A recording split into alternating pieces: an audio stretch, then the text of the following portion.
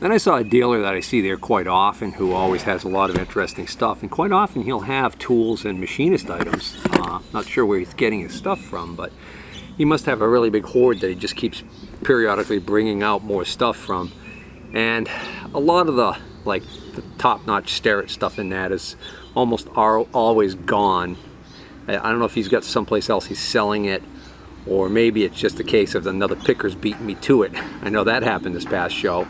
But anyways, this stuff right here, matter of fact, it's funny, somebody saw me at the show and actually mentioned that they just watched one of my videos recently, and they said, keep up the good work.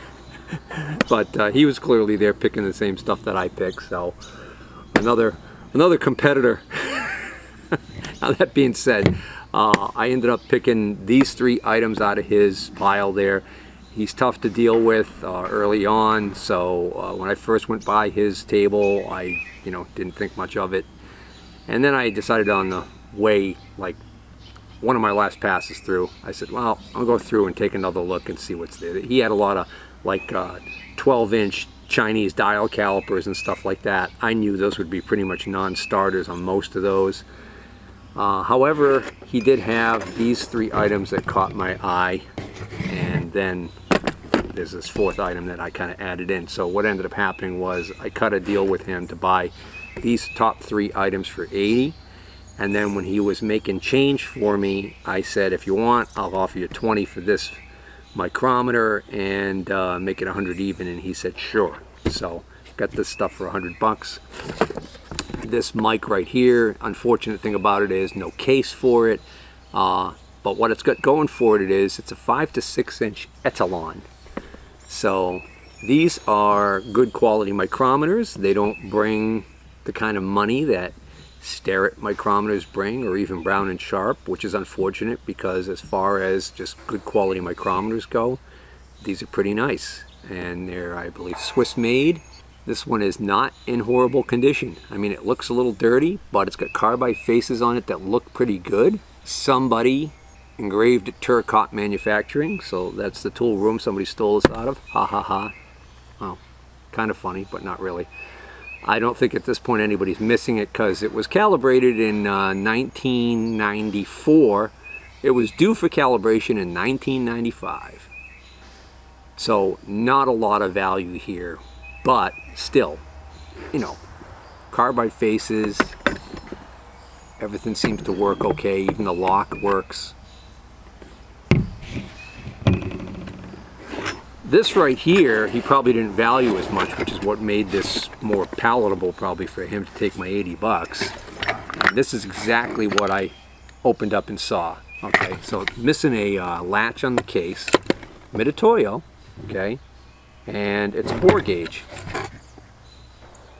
And the thing is, looks like a hot mess, doesn't it? But I did a quick count and realized all of the extensions for the ranges are there. There's 7 of them here, and there's number 8 right there. So what's wrong with it? Well, it's got the original Mitutoyo dial indicator that's sitting here in the case with the back off of it. The back's right there, and it is junk. It's locked up.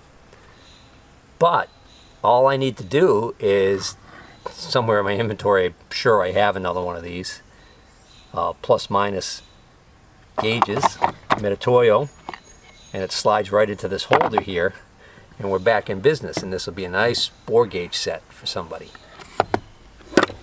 This item right here, and this is from the Moldex Corporation, Meadville, Pennsylvania, but I kind of wonder whether or not they're not just a calibration company. But it's a nice gauge block set, and it's pretty darn complete. Looks like we're missing one big fella here, 2-inch block. I'm not worried about all these empty slots up here because oftentimes these aren't in here anyways because they're fractional and other oddball ones. They're all stamped ICC, so I don't know if that means, again, the brand or the calibration company. Oh, wait a minute, the certificate's actually still in the lid. Son of a gun. The other thing I thought was kind of neat, which you never see with these, is this is a lockable case, and on the lockable ones, you never find the key still present. Original key. And what we have in here is the original, well, maybe not original, but a certificate of calibration from Northeast Metrology in East Longmeadow, Massachusetts. And they were calibrated in, or checked, I should say, in 2002. That's what the ICC means. So oftentimes what will happen is, this is Certificate of Inspection, Inspection Control Company, manufacturer of premium gauge blocks for industry, Trumbull, Meadville, PA. So this is an ICC set of gauge blocks. So now we have the pedigree, which is nice. Okay, so the last one of these that sold on eBay, used set, sold for $185. Now that was an 81-piece set. This is no longer an 81-piece set. Each one of these rows has 9. We got 73 of the blocks present. We knew this one was definitely probably originally in there. So that would have made 74, and then there would have been 7 more up in the top here. So obviously not all of these slots were originally full, even brand new. And then the Schar's Chinesium micrometer, 5 to 6 inch. I wouldn't normally give him anything for this, but it caught my eye because of 2 things. One thing is, it appears to be new old stock. I don't think this thing's ever been used. It still has the silica gel pack in there. Of course, they may have taken it out and put it back in again, but they didn't engrave this. So if it came out of the same facility and they were engraving everything else, I would have expected this to have been engraved, and I don't see any engraving on there. But what it is it's a blade micrometer, 5 to 6 inch. So I know I might have a customer who might want a 5 to 6 inch blade micrometer. These are good for doing O-ring grooves on large shafts and things like that. So, and yes, it's Chinesium. You can tell by the cheese, this wood. I don't know what kind of wood this is they use over there, but it is like ultra cheesy. Yes, it is cheap Chinesium, but it's badged Schar's, which makes it a little bit better than just like the no-name Chinesium. It's China to me, China. And again, $20 for that. Oh, so I think one of the reasons why I was able to butter this guy up and actually get some deals on these Machinist items was because when I first walked up in a box of junk, I spotted some Helicoil packages, and I dug out these Helicoil packages, and I pulled one out and showed it to him, and I said, hey, would you take $5 a piece for these if I take all of them? And he says, well, how many are in there? And I pulled out, there was 7, but one package only had like the taps in it and was empty. I pulled out these 6, and he says, 6 times 5, 30. He says, sure. So I got these. They're dirty and they're grungy looking, but they've got a lot of potential. They've got taps and tools, and most importantly, they've got the inserts. So the inserts alone, if there's several inserts in there, are worth $5 a package to me. And I got, like I said, 1, 2, 3, 4, 5, 6 packages. One of the better deals I got that day was, I was surprised to find this. This is a Optimus, sorry, not an Optimus. This is a, yes it is, I'm sorry.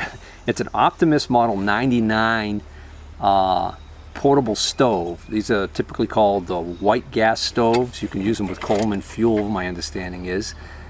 These are made in Sweden. They're very high quality, miniature little stoves. This one has the instruction booklet in there. It's in excellent shape.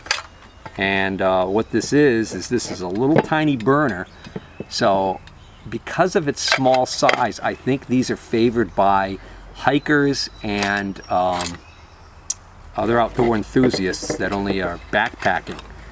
And I don't know if this little thing right here is original to it or not, and I really don't care. If it is, it's kind of cool. This actually says Ireland, so maybe, I mean, it's both European. So when I first spotted this, I got pretty excited, but then I saw he had already priced it for $80, which indicated to me that he had already done his research and knew. Because I mean, if somebody just came across this thing and was doing a clean out and didn't bother checking, they would probably have no idea that how expensive these are. But I know that I had one of these a while back an older model that was in nowhere near as nice condition as this, because it was a blue colored model and the paint was kind of missing in areas, and so I had some surface rust. Still worked, but I was able to sell that online on eBay for $72 plus shipping. So when I saw this one for 80 is this clean, I was like, boy, if I could get a deal on that. So I tried to get him down to 50, and he didn't want to go any lower than 60. But then I spotted he had this one Machinist item. He had this Starrett 657 mag base, and if it looks unusual, it's because somebody had taken this screw out of the side and remounted the post in the side here. Usually you see these on the top, but by design, that's why that's there. So you can change the orientation of it if you need to. Anyways, this is locked up. I haven't tried turning it yet with pliers, but it might need a little bit of love. But the magnet button moves. That's not all locked up, and it works perfectly fine. And so I said to him, I said, tell you what, how about I'll give you the 60 you're asking for this if you throw this in. And he said yes. So now I'm into this for 50 and this for 10. So that works for me. Another guy had a table of really cheap stuff, but in a box I found all of these new old stock drill bits. They're DeWalt, most of them are DeWalt, and then a couple of Black & Decker Cobalt. And yeah, so these are all really small sizes. We break these all the time. So I got the whole pile of packages here for $5. Good deal there. And then he had a whole bunch of stuff on his table that he said everything from this point down is $1. It's a $1 table. Right off the bat. Two very full, and I did spray them a little bit just to make sure they spray. Wasp and Hornet, foaming Wasp and Hornet spray. We're in the season, so perfect. Buck a can, you bet. This lonely turning tool, I don't do woodworking, and it's got some rust on it, but you know what it is? It's a nice early Craftsman. It's badged right there, Craftsman on the handle. This will clean up and be a nice tool. Still got a good edge on it, and for $1, sure, why not? And then the last thing I got from his buck table was these eyeglasses. These are from Premier Optical at 591 Lincoln Street in Worcester, Mass. And what are they? Check these out. How cool are these? Is this a throwback or what? So the frames aren't mint. There's actually a number on the back here. It's 55 with a little square symbol and then 18. So 55 and 18 separated by a little square symbol. I don't know what that means. On the inside they're marked here LaSalle something, made in USA. But hey, I don't know. I'm just thinking Ponch and John from Chips, or maybe. I don't know. They've got a look to them. All right, spotted this little anvil at a guy's spot, and looks like a Chinesium one, El Cheapo, but not just a nice little bench anvil for banging on really small stuff. These two screw jacks, and I was able to get him down to $13 for the 3 items here. So I figure I'm into the screw jacks for $5 a piece, which is close to all the money for them, and $3 for this little anvil. So I'm not going to get rich on those. That's okay. Where I bought these is where I ran into the gentleman who said he had just watched one of my videos and told me to keep them coming. And he and I walked up to this guy at about the same time. So he was grabbing stuff quickly and I was grabbing stuff quickly, and I snagged this 827B Starrett double-ended edge finder. And then, oddly enough, he had snagged this pouch, which was with some other stuff, which is an 827A edge finder pouch. So it's not even the right pouch, but I didn't realize it at the time.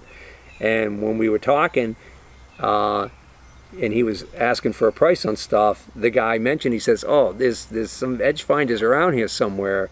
And this one was still sitting there. It's a Fisher. And I said, well, I picked up the Starrett one right here. And then the guy was nice enough to just hand me this and say, oh, well, here, go ahead, take it. So I was like, oh. Then now I realize it's for an 827A. That's okay. I probably have an 827A orphaned that doesn't have a pouch. And I might even have an 827B pouch lying around. I don't know. But for now, we'll keep these together. So I got this edge finder for $5. This one I didn't want initially, but twisted my arm and I ended up getting it for $5. It's a Fisher. It's got the paperwork in there. And these two Starrett, genuine Starrett punches for $5 for the pair. So $15 for that lot. Another guy had stuff in a case. And whenever you see people with stuff in the case where you got to open the case, and I always make it a point of asking permission before I open one of those cases. Even if the guy's standing there looking right at me, I always ask if I can open the case, because I'll tell you, some guys will get really upset. And the ones who've gotten upset about it, the ones who get upset about it probably have a good reason to be upset. They probably had somebody take something out of the case and steal it. And I actually had that happen to me years ago at a coin show, back when I was really heavy into coins. Somebody reached around, I had the case lid open, propped up, because I had been showing something to somebody. I got distracted, probably by somebody who may have even been working with this guy, and they made one of my gold coins disappear back in the day. Not a very good thing to have happen. Anyways, I was looking in there and I was like, Craftsman, Craftsman, you know. But then it turns out the guy was very reasonable on his prices. I got this Craftsman vernier in great shape in its original leather pouch for $10. And then he wanted me to take this for 10. And I said no, and I explained to him why I didn't really want it. And he let me have it for $5. So $5 for a Craftsman 0 to 1 inch mic in its original little pouch. That's okay. And then he had this sitting here. This is a number 411 reference table, tap and drill sizes. Also Craftsman. So whatever estate he got this stuff out of, they were big Craftsman fans. I really didn't have any interest in that, because even for $5, I really can't make money on those. But then I spotted this knife case, and I was like, boy, it doesn't say Buck right here, but it's an earlier leather case, but then it says Japan on the back. But just for the heck of it, I decided to take a look at it. And you know, for a Japanese knife, it's kind of a neat early one. I like it. The good news is the blade is not all toast. It hasn't been abused and sharpened poorly over the years. It actually says on this side, handmade high carbon stainless steel. And then on this side down here, where you would like it to say Buck 110, not that this looks like a Buck 110, but it says Japan. So it's an earlier vintage Japanese knife, and he said he wanted $10 for it, and for $10 I got the knife, and he threw this in because he had seen that I looked at it, and he said, well, you bought the other Craftsman stuff. So I'm pleased with that. And then I came across another vendor who had all he had left on his table for machinist items was this one Starrett box, which I got excited about when I saw the Starrett box. I'm surprised it was still sitting there, because by the time I worked my way out to this part of the field, the show had been going on for a while. In fact, I ran into one of my regular dealers that I buy from, who sets machinist tools aside from me, only to discover that by the time I got to him, he thought I wasn't coming, so he had sold a bunch of stuff. But I did pick, I'll show you what I ended up getting from him in a moment. I got the crumbs that were left at that table, the Starrett crumbs. But this item right here was at another dealer, and I opened it up, and what is it? Oh, it's a new old stock tape for one of those Starrett, you know, round with the crank on them tape measures. And I was like, oh, well. But then you know what? I got this for $5.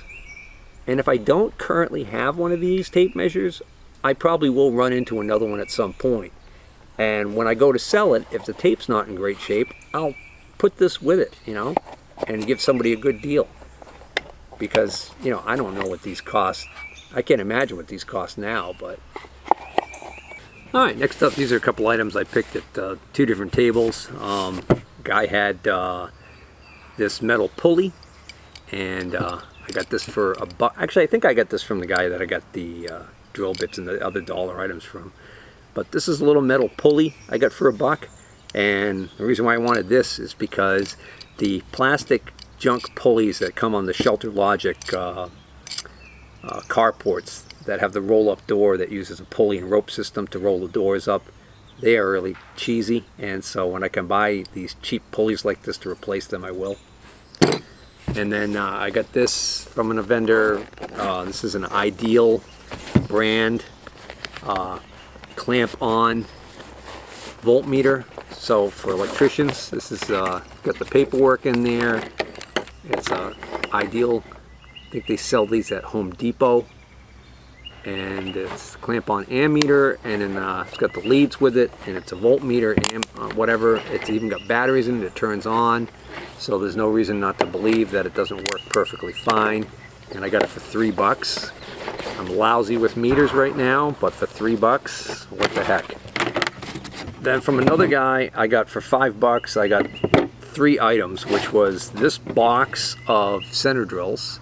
Okay, used center drills, but quite a few of them in there for $5, with this blade that he had with nothing else, no combination parts to it, no combination square parts, no center head or anything like that, but it's a genuine Starrett one, so that's good. And then there was a Starrett scriber that came with this, and the Starrett scriber, it was one of the ones that the point was stuck in it, so I couldn't turn the point around, so the sharp point was sticking out. And I think what ended up happening was, I think the darn thing ended up poking through the backpack again, or finding a hole in the backpack and falling out, because I can't find it. But oh well, no big deal. This is still $5 for these items is okay with me. The items in this bag I got for $30. These are the crumbs that were left at that table. The gentleman who usually puts stuff aside for me couldn't wait any longer, sold off everything. He said this has all been picked through, so he figured most of this was going to be not really great stuff. And yes and no. I mean, there's a lot of Starrett stuff in here. So let's start with the worst radius gauge set as far as the condition of the package goes that I've ever seen.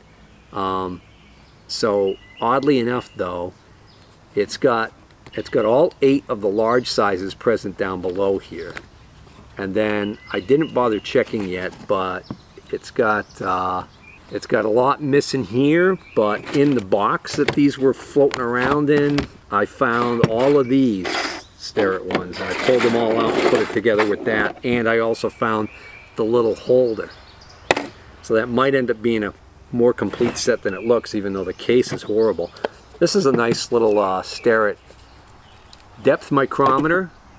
It looks like it's only got 3 blades, so it might be a 0 to 3 inch. It's either a 0 to 6 that's missing blades, or sometimes they put the 0 to 3 inch in the case. For a 0 to 6, they just use the same case. So, actually seems like it's decent. But again, I got that very cheap, and then just because nobody else was going to want them, so why not? I got this nice vernier. This is marked stainless, hardened, made in Japan. It's got the fine adjust on it, which I kind of like. VME, it's badged. VME vernier caliper. And speaking of things that nobody gets excited about, dial caliper. This is badge Fowler, but it's made by Helios, which is a German company. This was the very first pair of dial calipers I ever owned. Was this exact same pair here? Well, actually, the ones I had though, they didn't say Fowler on them. They were strictly Helios, but same situation. They were with the original case, and my original case, it actually said Helios here. This case is a little rough, and actually, I think mine was a snap case, not a flap case like this.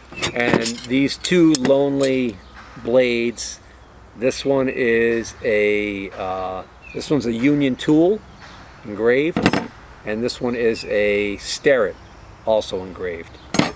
So $30 for that lot. Oh, I'm sorry, and also this last word that only a mother could love, the crystal has fallen out. Common problem with these when they get older. But it actually is not completely junk. It's a little sticky, but that's not uncommon with these when they get older. And it's got a lot of the parts in there, so not bad. So I mean, figure what, 10, 15, 20. 25, you know, 35. Well, see, I'm already, so I mean, I got a good deal on that for 30 bucks. My buddy treated me right. Oh, I almost missed it, but this little set of needle files, round-handled needle files from the Cooper Group, which is actually a decent brand of I forgot what other companies are on that. I think Crescent is part of the Cooper Group, Crescent Wrench. But anyways, decent quality. That was included in that pile for 30 also. All right, so almost done. I spotted a guy who had 2 batteries sitting on his table, and I asked him what the story was on the batteries, and he says, well, he said, they're just extra batteries that I had. He said this one, he had an older military truck project, I guess, and he had bought, it had 2 batteries in it, and one of them seemed okay, and then so he had bought this one to go with it. Maybe it was a 24-volt situation, and then he realized that the other battery wasn't good enough and he needed big commercial truck batteries. So he ended up just going and buying a pair of those. So the story was he only used this for a short amount of time. Normally, I won't buy batteries at the flea market, used batteries, because oftentimes they've got issues. Sometimes you can't determine the age, but this one still had the Napa sticker that they put on these right here, indicating that this is a born on date of February of 2024. So we're in June. This battery's only 4 months old, and it's a good size sucker, and it's a Legend, which is a decent quality battery. They're not as good as they used to be, in my opinion, but anyways, I'm wondering whether or not this has a charge on it right now. You know, in certain parts of the country, you can get away with buying older batteries and having had them sit around for a while, and it's no big deal. But up here in the Northeast, you know, the problem is if they go through one winter as a dead battery, they can be ruined. So, all right, well, we got a float charge on there. It's not surprising. Let's see what happens to the meter when we hit the load switch. Not bad. Went down to 11 volts with a 10-second count off. So there's a charge in there. It's weak, but there's no reason not to believe that this won't take a charge and be a happy battery. And this will probably go in the JCB backhoe. Hope you guys are watching that series or have seen it. So this is a Rockwell Jawhorse that I picked up. I saw this earlier in the day when he first was unloading it. And me and another guy who's a reseller there, he was actually set up there to sell. He was looking to buy it cheap. And the guy wanted 50 bucks for it. So, of course, the other guy didn't want it. I was thinking to myself, boy, you know, 50 bucks is very reasonable for one of these things. But I already have one. So, you know, I don't really need one. But this one's in much better condition than the one I have. Mine has a lot more paint splatter all over it, and you know, the rubber jaws are a little bit rougher and everything. So I was thinking, if I could get that cheap enough. So sure enough, I went back like 2 hours later, and it was still sitting there. And I mentioned to him, I said, hey, nobody bought that? He said, no. I said, well, I'll make you an offer on it. He says, sure. I says, I'll give you 25 for it. And he said, yeah, sure. Because I knew he didn't want to take it with him, and he was getting ready to probably pull out in like another hour. So rather than run the risk of having to tote this thing back home, he took my offer at 25 bucks for it. So for those of you who've never seen one of these, let me show you what this is capable of doing, which is kind of cool.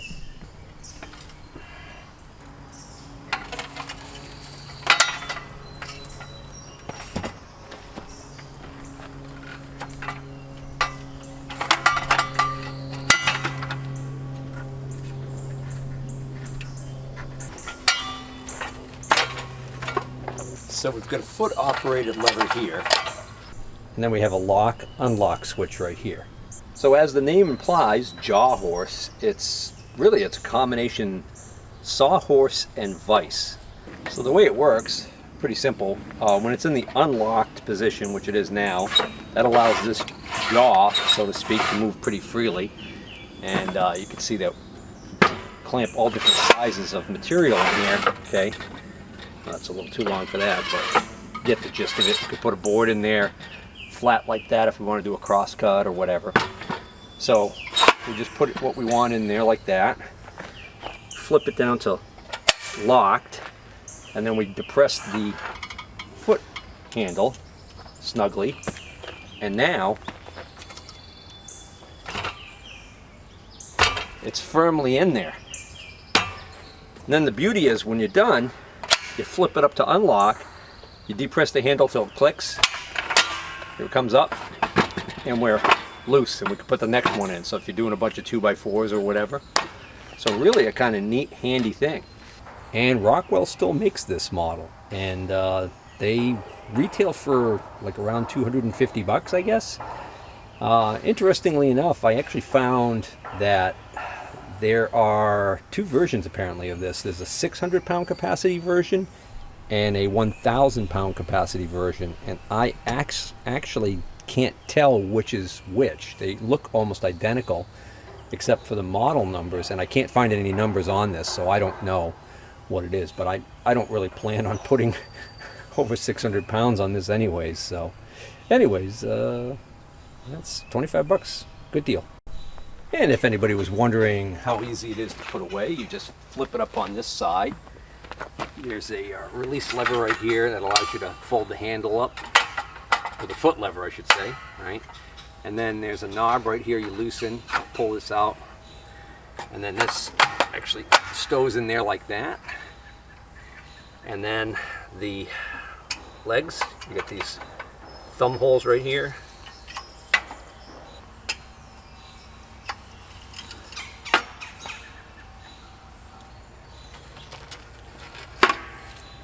And that's all there is to it.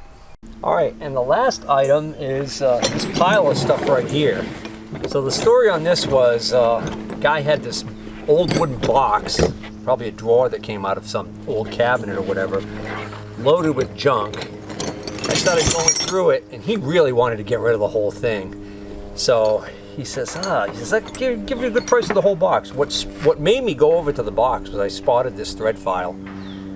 This is another one of these Reef and Nestop Company, Nutrix, Nutrix.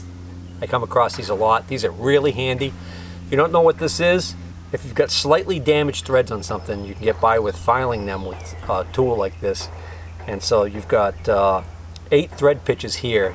Oftentimes these are found in pairs, so that you get 16 thread pitches in all. And they also make metric versions. So I saw that, going through the box, look at the other stuff. Finally he says, you don't want to buy the whole box? So I'm looking through it, and I'm realizing there's quite a bit of stuff here. So what do you want for the whole box? He said 15 bucks.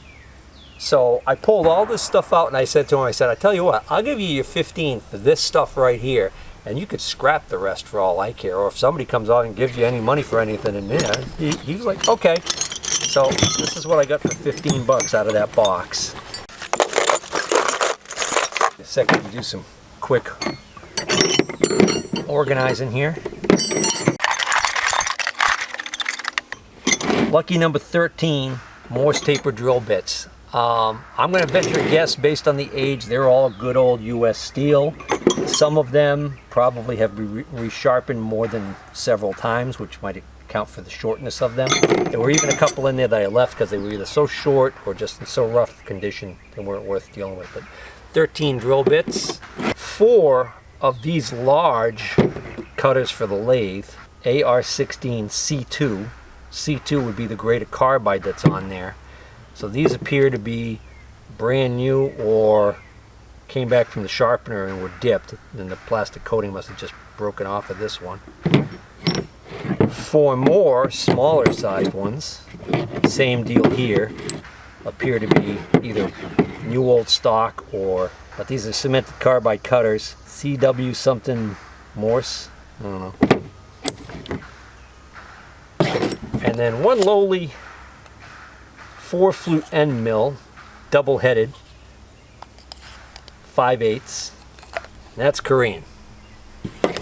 Alright, so that's going to bring this episode to a wrap. If you guys like these tool pick videos, please hit the like button. If you're not already a subscriber, please consider subscribing. And if you don't share this video, I'm going to be so upset. No, Please consider sharing this video. That's how I get more views. Take care.